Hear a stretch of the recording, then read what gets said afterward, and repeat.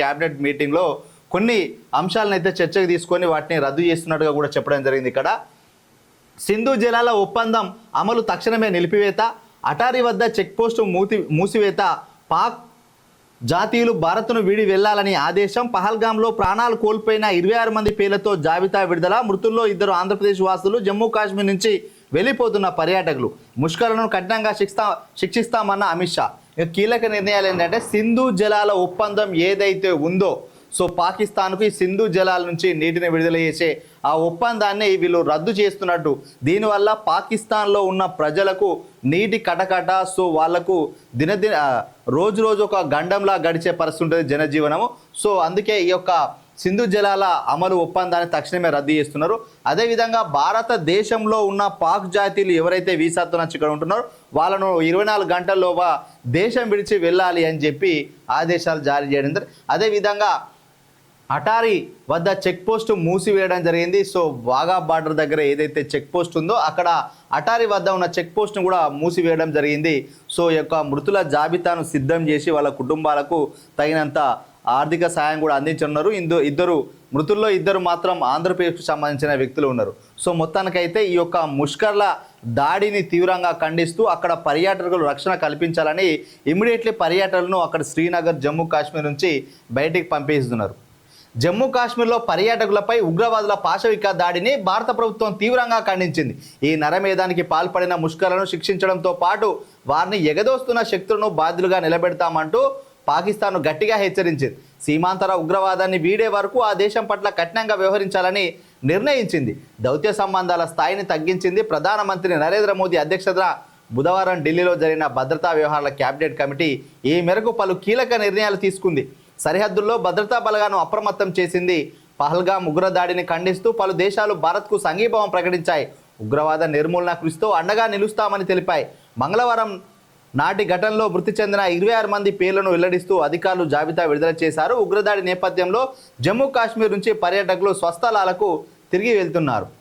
Pak army chief ఉసగొల్పారా అంటూ ఈ యొక్క ఊహా చిత్రాలు ఎవరైతే లష్కరే తోయిబా అనుబంధ సంస్థ ఉన్న ఉగ్రవాద సంస్థ ఉన్నదో అందులో ఒక 4 తీవ్రవాదులు ఈ యొక్క ఉన్మాదానికి పాల్పడను, నరమేధానికి పాల్పడను. ఇందులో 3 ఊహా చిత్రాలను అయితే రిలీజ్ చేసింది. మరి ఈ యొక్క తిండికే గోధుమ పిండి కోసమే బిచ్చగాళ్ళ లెక్క కొట్లాడుకునే పాకిస్తాన్ దేశస్తులు వాళ్ళు ప్రపంచ దేశాలు సాయం చేస్తే తప్ప బతకలేని పరిస్థితి ఉంది. తిండికి బట్టకు లోటున్న ఆ దేశం భారతదేశం పైన కక్షగట్టి పాక్ ఆర్మీ ఈ విధంగా ప్రైవేటు మిలిటెంట్లను లష్కరే తోయిబా సంబంధించిన ఉగ్రవాద సంస్థలకు ఊతమిస్తూ భారతదేశంపై ఉసిగొలిపాయంటే ఇక వాళ్ళకి ఎంత చేసినా ప్రపంచ దేశాలు పాకిస్తాన్కు ఏ సహాయం చేసినా కూడా పాముకు పాలు పొంచి పెంచినట్లే పక్కనున్న దయాది దేశాలకు ఊతమిస్తున్నది ఎవరో కాదు, అటు చైనా కానీ మరికొన్ని దేశాలు కానీ భారత్ను ఇబ్బంది పెట్టాలే, ఆర్థికంగా ముందుకు పోతున్న భారతదేశాన్ని దెబ్బ తీయాలని చెప్పి ఇంకా ఉంటారు కదా ఆడోడు ఈడోడు మోపై ఇట్లాంటి ఉగ్రవాదుల నేచర్ ఉన్న వాళ్ళు డైరెక్ట్గా ఎదుర్కోలేక ప్రత్యక్ష యుద్ధం చేయలేక దెబ్బ తీసే లుచ్చాగాళ్ళు ఉంటారు. ఇట్లా పాకిస్తాను అట్లాంటి లుచ్చాగాళ్ళ సపోర్ట్ తోటి భారత యొక్క ఆర్థిక వ్యవస్థను చిన్నాభిన్నం చేయాలి. ఏదైతే 370 ఆర్టికల్ రద్దయిందో జమ్మూ కాశ్మీర్ భారతదేశంలో సంపూర్ణంగా ఒక రాష్ట్రంగా మంచిగా వెలుగొందుతూ కేంద్ర ప్రభుత్వం మంచిగా రక్షణ కల్పిస్తుంది, పర్యాటకులకు ఒక ధైర్యం ఇచ్చి అన్ని రంగాల్లో దూసుకుపోతుందని చెప్పి ఈ యొక్క శాంతికి విఘాతం కల్పించాలని యొక్క మారణకాండం సృష్టించిండ్రు. ఎప్పుడు లేని విధంగా సివిలియన్ పైన, పౌరుల పైన, పర్యాటకుల పైన ఈ యొక్క దాడి అనేది హేయమైన చర్య. గతంలో సిఐఎస్ఎఫ్ కానీ లేకపోతే పారామిలిటరీ సిఆర్ఎఫ్ కానీ ఇట్లాంటి బలగాలపైన, భద్రతా బలగాలపైన దాడులు కానీ బాంబులు పెట్టి పేల్చేసిన సందర్భాలు చాలా ఉన్నాయి. కానీ సివిలియన్స్ జోలికి ఎప్పుడు పోలేదు. కానీ ఇక్కడ చెప్పాల్సింది ఏంటంటే వాళ్ళ యొక్క పురుషుల యొక్క బట్టలు ఇప్పి వీళ్ళు ఏ మతానికి సంబంధించిన వాళ్ళు, వాళ్ళ ఐడి కార్డు ఏంటిది, వాళ్ళు ఏ రాష్ట్రానికి సంబంధించిన వాళ్ళు, ఏ మతానికి సంబంధించిన అని గుచ్చి అడిగి మరి తలపైన తుపాకీ పెట్టి కాల్చి మారణహోమం సృష్టించారంటే చెప్పచ్చు. ఇంకా సోషల్ మీడియాలో ఈ దేశంలో ఉంటూ ఈ దేశం తిండి తింటూ ఈ దేశ పౌరులుగా చెలామణి అవుతూ కొంతమంది పక్క దేశాలకు వంతుపడుతున్నారు. ఇంకా పాకిస్తాన్ జిందాబాద్ అని, లష్కరే తోయిబా జిందాబాద్ అని, పాక్ ఆర్మీ జిందాబాద్ అని చెప్పి కొంతమంది హ్యాష్ట్యాగులు పెట్టుకుంటున్నారు. ఈ దేశంలో ఉన్న అక్రమ సంతానంతో పుట్టిన దరిద్రులు భారతదేశంలో ఉంటూ భారతదేశ తిండి తింటూ పాకిస్తాన్కి సపోర్ట్ చేస్తున్నారంటే ఇంకా అర్థం చేసుకోవచ్చు. ఇంకా మరొకరు అంటారు ఇంకా వక్స్ భూములకు సంబంధించి ఈ యొక్క కేంద్ర ప్రభుత్వం ఈ విధంగా నిర్ణయం తీసుకోవడం వల్ల హిందువులకు సపోర్ట్ చేయడం వల్లే పాకిస్తాన్లో ఉన్న ముష్కర్లు కానీ మిగిలిన సంస్థలు కానీ ఉగ్రవాద సంస్థలు కానీ బీజేపీని టార్గెట్ చేసి దేశంలో ఉన్న పౌరులను హతమారుస్తున్నాయంటే ఇంకా మరి వాళ్ళు ఏం మాట్లాడుతున్నారో వాళ్ళకే అర్థం కావాలి. ఒక్కొక్కరి మైండ్ సెట్ ఒక్కొక్క విధంగా ఉన్నది. ఏది ఏమైనా కేంద్రంలో ఉన్న ప్రభుత్వానికి భారతీయుల్లో ఉన్న 140 మంది 140 కోట్ల ప్రజలు సంపూర్ణ మద్దతు తెలియాల్సిందే. ఇది భారతదేశ అంతర్గత సమస్య. మన దేశం పైన ఎవడ నచ్చినప్పుడు వాణ్ణి ఉక్కుపాదం మోపి వాళ్ళని తునాతులకలు చేయాలి. మన వాళ్ళపైన ఊచకోతగా వస్తున్నప్పుడు మన దేశంలో ఉన్న వాళ్ళకి సపోర్ట్ చేసి పక్కన ఏ దేశం అయితే ఉగ్రవాదాలను పెంచి పోషిస్తుందో కూకటి వేలతో ఆ ఉగ్రవాదాన్ని పోయే విధంగా భారతీయులు సంపూర్ణ మద్దతు తెలపాలి. కేంద్ర ప్రభుత్వ వైఫల్యం ఉంటే కొన్ని సందర్భాల్లో ఉండొచ్చు. కొందరు అంటారు మోడీ భారతదేశంలో లేకుండా విదేశీ పర్యటనలు ఎందుకు చేస్తున్నారు? ఆయనే ప్రపంచ దేశాలతో సత్సంబంధాల కోసం చేసే టైంలోనే భారతదేశంలో వీళ్ళు విఘాతం సృష్టిస్తున్నారు. సో చీమ చిటుక్కుమన్నా కూడా తెలుసుకునేంత నిఘా వ్యవస్థ కూడా కొన్ని సందర్భాల్లో ఫెయిల్ అవుతుంది. సో మొత్తానికైతే ఉగ్రవాదులను ఇక అడుగడుగునా అణచివేయాలి. ఉగ్రవాద దేశాలకు ఏ దేశం కూడా ఆర్థిక సపోర్ట్ చేయొద్దని ఇక్కడ కీలక నిర్ణయాలు తీసుకున్నారు. నేటి అఖిలపక్ష భేటీ పహల్గామ్ ఉగ్రదాడి ఘటనపై కేంద్ర ప్రభుత్వం గురువారం అఖిలపక్ష భేటీ నిర్వహించనుంది. రక్షణ మంత్రి రాజ్నాథ్ సింగ్ అధ్యక్షతన వహించే అవకాశం ఉందని అధికార వర్గాలు తెలిపాయి. కాంగ్రెస్ సహా పలు ప్రతిపక్షాలు డిమాండ్ చేసిన నేపథ్యంలో అఖిలపక్ష సమావేశంపై కేంద్రం నిర్ణయం తీసుకుంది అంట.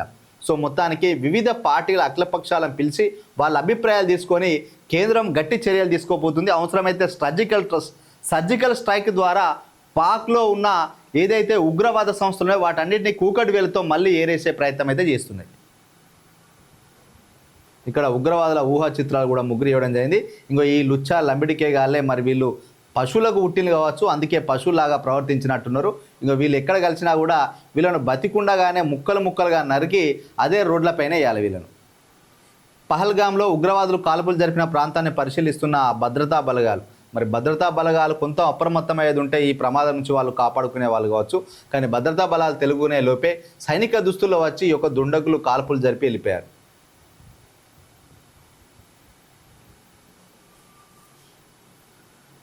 ఇక్కడ కొత్త జంటల్ని చిదిమేశారు. భార్యల కళ్ళెదుటే భర్తల కాల్చివేత, నిర్దాక్షిణ్యంగా వ్యవహరించిన ముష్కర్లు. హనీమూన్ కోసం కాశ్మీర్ వెళ్లిన కొత్త జంటల జీవితాలను ఉగ్రవాదులు చెదిమేశారు. 2 నూరేళ్లు కలిసి ఉంటామని చేసుకున్న బాసలు కాళ్ళ పారని ఆరక ముందే చెరిగిపోయాయి. పహల్గామ్ ఉగ్రదాడిలో ప్రాణాలు కోల్పోయిన వారిలో ఇటీవలే వివాహమైన 2 యువకులు ఉన్నారు. వారిలో ఒకరు భారత నౌకాదళంలో అధికారి. భర్తను కళ్ళ ముందే ఉగ్రవాదులు కాల్చి చంపడంతో ఆ నవవధువు ఆవేదన వర్ణనాతీతం. హర్యానాకు చెందిన లెఫ్టినెంట్ వినయ్ నవర్వాల్ 26 ఏళ్ల వయసే. 2 ఏళ్ల క్రితమే నేవీలో చేరారు. కేరళలోని కొచ్చిన్లో విధులు నిర్వహిస్తున్న ఆయన ఈ నెల 16న వివాహం చేసుకున్నారు. 19న ఘనంగా విందు ఇచ్చారు. హనీమూన్ కోసం ఐరోపా వెళ్లాలని తొలుత వారు భావించిన వీసాలు రాకపోవడంతో కాశ్మీర్కు వెళ్లాలని ప్రణాళిక మార్చుకున్నారు. కలిచివేస్తున్న నవవధువు కన్నీటి వీడ్కోలు. పెళ్ళై వారం తిరగక ముందే తన కళ్ళెదురుగానే ప్రాణాలు కోల్పోయిన భర్తను చూసి నవవధువు హతశయురాలైంది. మృతదేహాన్ని బుధవారం ఉదయం ఢిల్లీకి తరలించి సైనిక లాంఛనాలతో అంత్యక్రియలు నిర్వహించారు. సెల్యూట్తో భర్తకు తుది వీడ్కోలు పలకడం అందరినీ కలిసివేసింది. సో ఆమె పెట్టుకున్న కాళ్ళకున్న పారాని ఆరక ముందే కళ్ళ నుంచి కన్నీరు కారుతున్న దృశ్యాలు. సో మొత్తానికైతే అతని వయసు కూడా చాలా చిన్న వయసు, 26 సంవత్సరాల వయసు. నేవీలో పనిచేస్తున్నాడు. 2 సంవత్సరాలు అవుతుంది పనిచేయబట్టి. సో పెళ్ళైనాక వారం రోజులు గడవ ముందుగే ఆయన చనిపోవడం, ఉగ్రవాదుల చేతిలో చనిపోవడం అనేది చాలా బాధ కలిగిస్తుంది, కలిసివేస్తుంది. ఆ తోబుట్టును చూస్తున్నట్టయితే, ఆడబిడ్డను చూస్తున్నట్టయితే నిజంగా కన్నీటి పర్యంతమైన దృశ్యాలు కనిపిస్తున్నాయి. ఇక్కడ చాలా బాధగా అనిపిస్తుంది. ఈ మధ్య మనం వచ్చిన సినిమాలో చూసినప్పుడు సినిమాలో చూసినప్పుడు ఆ హీరోయిన్ ఏడుస్తుంటే మనం ఎంత బాధపడ్డామో ఏదైతే అమరన్ సినిమాకు సంబంధించి. సో అట్లాంటి దృశ్యాలు ఇంకో బయట జరిగిన వాటిని సినిమాలుగా తీస్తున్నారు. ఇది ఈ ఫోటో చూస్తున్నట్లయితే ఎవరికైనా ఆవేశం కట్టలు తెంచుకుంటుంది ఉగ్రవాదులను చూస్తుంటే. సో కన్నీటి పర్యంతమయ్యే సందర్భం అయితే కనిపిస్తుంది. కాళ్ళ పారాని ఆరే ముందే కన్నీటి నుంచి కన్నీళ్లు వర్షిస్తుంటే చాలా బాధ అనిపిస్తుంది.